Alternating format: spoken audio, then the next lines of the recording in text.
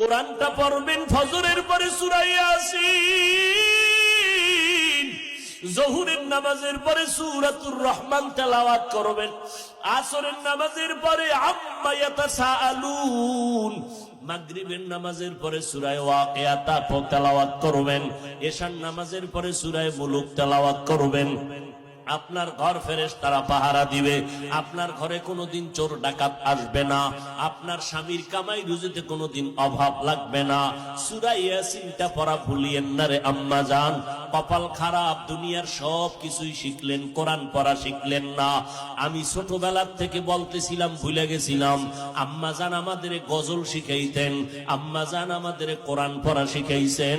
ও পর্দার আড়ালের আম্মা জান, কেন কোরআন শিখলেন না রে মা?